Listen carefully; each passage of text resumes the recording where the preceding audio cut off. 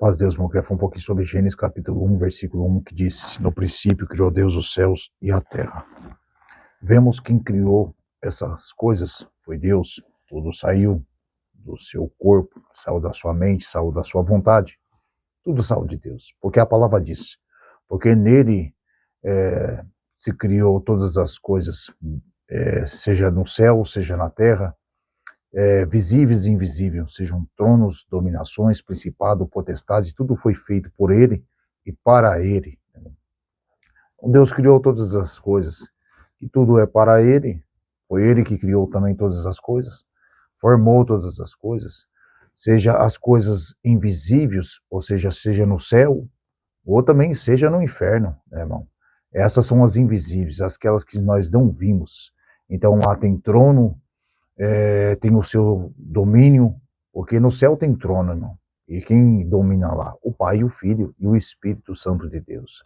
No inferno tem trono e domínio. Quem domina lá? O diabo e os seus anjos, irmão. Então, eles são principados, são potestades, são guias, são poderes, são autoridades, são forças, irmão. Então, são assim. No céu tem cabeça, Deus é cabeça de Cristo, Cristo cabeça do homem, o homem cabeça da mulher. Porque existe uma hierarquia, irmão. Existe um governo que não é bagunçado. Você acha que as coisas no céu é bagunçada? Você acha que as coisas no inferno é bagunçado? De maneira nenhuma. Existem as suas autoridades. Existem as suas cabeças, irmão. Então precisamos entender isso. Até o Cristo diz, se o reino do inferno está dividido, ele não subsiste. Você acha que está dividido? Você acha que lá não há uma hierarquia? Você acha que lá não tem as autoridades? Tem as autoridades, irmão. Uns mais poderosos do que os outros. Então, isto é o reino invisível que Deus formou. E no reino visível, que é aqui onde nós estamos, também tem os tronos e os dominadores, os poderosos, autoridades, o que exerce força. E o Deus Cristo diz: eis que esse mundo já do maligno. Então, o trono que está aqui, irmão, não é o trono de Deus. O domínio que está aqui não é o domínio de Deus. Então, aonde Deus entra para colocar o seu reino? No nosso coração. Porque o reino de Cristo, irmão, está no invisível, está no coração do homem. Então, é aí que ele reina, é aí que ele domina. Mas o diabo, ele colocou o seu trono aqui nessa terra, irmão. Então, os reinos da terra, o domínio aqui dessa terra, está na mão dele. Por isso que ele falou para Cristo, se prostrar, me adorar os reinos da terra, eu te dou. Ou seja, esse lugar aqui é meu, pertence a mim. Então ele domina todas as coisas, rege todas as coisas. E ele tem o seu governo aí, irmão. E você está achando que o governo da terra, ele quer o bem da família? Quer que a família prospere? De maneira nenhuma, eles trabalham contra as coisas de Deus. Ele trabalha implantando o mal nesse lugar. E não o bem. Precisamos entender isso aqui. Porque é uma grande guerra, irmão, no céu. Sempre houve, será até o fim. Por quê? Porque o diabo ele trouxe três coisas para reinar aqui. O diabo trouxe a morte, ele trouxe o pecado e a morte. E Deus, ele trouxe o verbo se fez carne. Nele estava a vida e a vida era a luz dos homens. Então Deus, ele trouxe a palavra e a vida. Então quem está com o maligno, ele está no pecado, está na morte. Mas quem está em Cristo, nele há vida. Por isso que tem uma parte que diz assim, eis que vocês têm nome que está vivo, mas está morto. Ou seja, ele falava da morte espiritual, irmão. Tem pessoas que você vê vida no corpo, tá andando, falando, vendo, mas no espírito ele está morto. Por quê? Porque o que está nele é o pecado, e não Jesus Cristo e a sua palavra, a vida. Por isso eles estão mortos. Precisamos entender isso aqui. Porque esse corpo aqui é uma casa, irmão, e alguém vai habitar dentro desta casa. Então esta guerra que tem nos lugares celestiais, seja no céu ou seja no nosso coração, um lugar também celestial, é para possuir este corpo, para dominar este corpo, irmão, para controlar este corpo, para ser autoridade e domínio deste corpo. Então, como é feita esta guerra? São feitas por palavras. Você não viu, o Deus anunciou para Adão, se comer, morrerás. Aí o diabo vem e disse, não, se comer, não morrerás. Então, as guerras sempre foi palavra. Por que se acha que o diabo ele deu tanto poder ao homem, deu rádio, televisão, jornal, revistas? Por que você acha, meu irmão? Porque ele entendeu que a força é a palavra. Então ele quer dominar todo tipo de controle, quer ter todo o controle de todas as informações, para que ele venha inseminar em vocês o mal, venha inseminar em vocês o pecado, para que ele possa dominar os vossos corpos, dominar os vossos membros, e vocês sejam controlados por eles, e sejam movidos por eles. Precisamos entender isso aqui, irmão, com cordas de aflições, com amarras eternas, com prisões que só o evangelho pode quebrar essas prisões, irmão. Precisamos entender essas coisas. Então, se você dá ouvido a ele, ele vai tomar conta do seu corpo. E você não viu que o Cristo contou uma parábola, que nós nascemos com o espírito mais fraco, já está em nós porque o corpo já é do maligno. E você começa a buscar ouvir a palavra de Deus, e a palavra é o sabão do lavandeiro, vai limpando, aí vai tirando a força do maligno, vai tirando as cordas e aflições que te amarravam, e você começa a se libertar. Só que tem um detalhe, de repente você vacila e começa a voltar a ouvir as coisas do mundo, quando você vê, você já está no mundão de novo. Aí a palavra fala que aquele espírito está buscando uma casa. Aí ele olha e vê que a sua casa está vazia. Ele vai vir, ele e mais 7 pior do que ele, para dominar o seu corpo, para dominar a sua mente, para dominar suas atitudes. Precisamos entender isso aqui, irmão. Então, bem-aventurado aqueles que são regidos por Cristo, dominados por Cristo.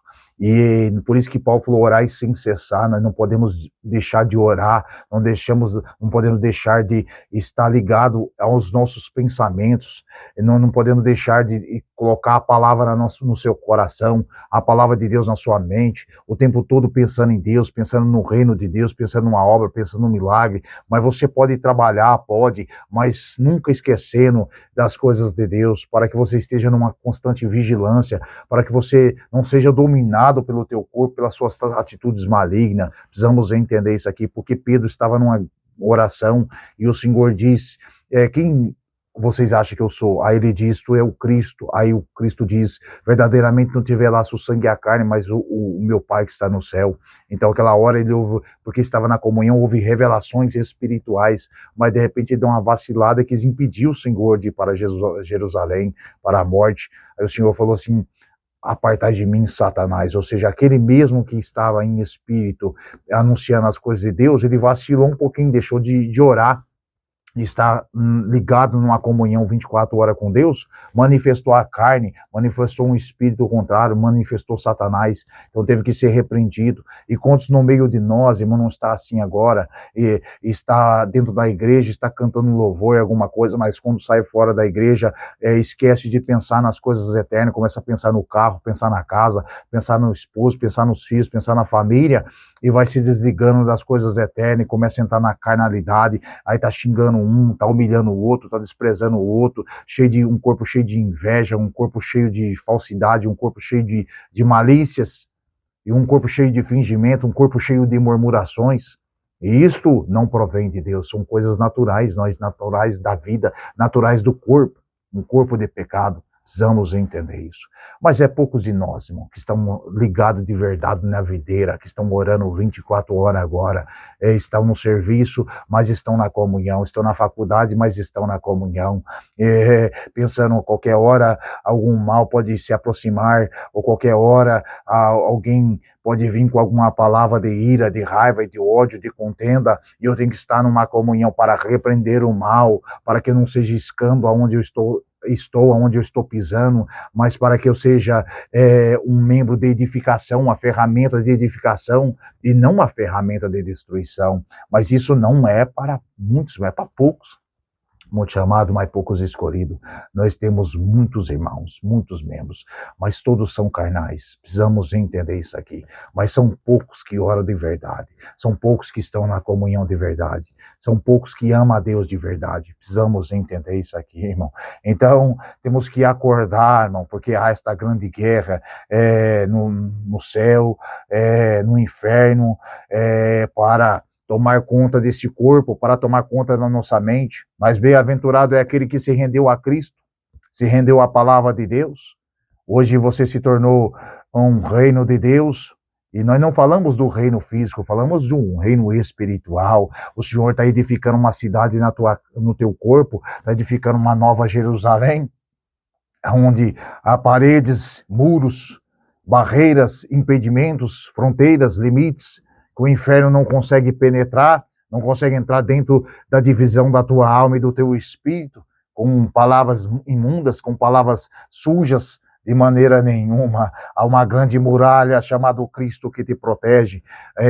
A luz na sua cidade, você não está em trevas, você ilumina todo o teu corpo, nos teus olhos tem luz, no teu corpo tem luz. Há uma grande cidade que foi edificada em você. Você não está em trevas de maneira nenhuma. Você é como a candeia. Você não se escondeu debaixo da cama, mas antes se colocou para o velador, para que o mundo visse a luz que habita em ti, para que visse a santidade que habita em ti, para que venha querer esses homens ou esses moradores da terra estar junto de você, estar perto de você, porque quer estar na luz, quer contemplar esta luz, quer entender um pouco mais das coisas de Deus, ter um pouco mais de clareza, um pouco mais de ensino, um pouco mais de força, de fortaleza, um pouco mais de alegria, porque essa terra não nos gera alegria, mas gera-nos tristeza, dores e aflições, mas a palavra de Deus é regozijo, e Cristo trouxe essa alegria, trouxe esse prazer que Davi falou, a alegria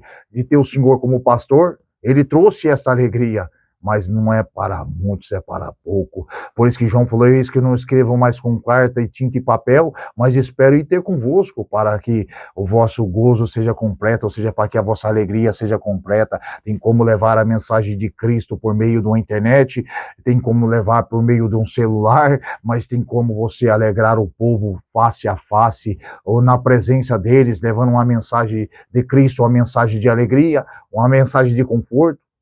Precisamos entender essas coisas, irmão. E Paulo, ele muitas vezes tinha um companheiro e falou assim, olha, o Senhor conceda misericórdia sobre a casa de Onéfis, porque muitas vezes me recriou e não se envergonhou das minhas prisões. Ou seja, Paulo era aquele que chegava na casa desse homem e muitas vezes esse homem o alegrou, o fortaleceu, o consolou, ou dizia a Paulo, Paulo, fique firme, sofra, mas com alegria, padeça com alegria, regozije na presença de Deus, porque essas suas aflições são passageiras, mas a glória que te espera são eternas. Então sempre houve uma manifestação de uma palavra boa, uma palavra de ânimo, mas estamos vivendo um tempo que já não há mais isso. Você vai na casa do irmão, ele só sabe falar de prova, de guerra, de aflições, você não consegue mais buscar a força e nem consegue mais a alegria, você tem que buscar consolo na presença de Deus. Porque os homens não podem vos consolar, como não podia consolar Cristo, eles nenhuma hora pudessem vigiar comigo. E dormiste, e eis que estou em aflição e busco um consolo, mas de vós não virá, mas veio do anjo que o consolou. Muitas vezes somos assim, irmão, não dá mais para buscar consolo na boca de homem, só na palavra, só no Senhor. Poucos há onde te recriar, de te alegrar, de consolar, de te edificar, porque a maioria estão na guerra, pensando no tamanho da guerra, no tamanho do gigante, no tamanho da prova, mas nunca no tamanho do Deus que eles servem, nunca no tamanho da benção que eles vão de receber. Precisamos entender isso aqui. Então é lamentável isso. Há reinados no céu, reinados no inferno, mas tudo isso foi feito por Ele e para Ele. Todas as coisas no final prestará reverência a Ele. Não sabe vocês que todos os joelhos vão de se curvar? Daqueles que servem a Deus com alegria e daqueles que não vão conseguir permanecer diante dele, diante do teu poder, do ímpio. Você está achando que o ímpio vai querer se curvar diante de Deus? De maneira nenhuma, mas serão obrigados, forçados, por causa do poder de Deus. Ninguém consegue se manter em pé na presença de Deus, de tão poderoso que Ele é. E reconhecerão naquele momento que tudo era verdadeiro. Mas nunca houve humilhação nos vossos corações, porque o tempo de se humilhar é agora em vida. Na eternidade é tempo de julgamento, tempo de juízo. O tempo é agora de se quebrantar vossos corações, de conseguir de fato uma humilhação verdadeira. É hoje e agora. É igual a palavra fala, se ouvir hoje a voz de Deus, então não deixe para amanhã Se arrependa hoje, irmão, porque o tempo é agora. Amanhã pode ser que não tenha mais vida sobre você. Precisamos entender essas coisas. O bem-aventurado sois esses que entendem a linhagem dessa palavra. Se humilhe agora. Busque o Senhor agora. Porque o fim vem. Há tronos no céu, há tronos no inferno e há tronos aqui na terra. Precisamos entender isso aqui. Então, a paz de Deus. Deus abençoe os irmãos.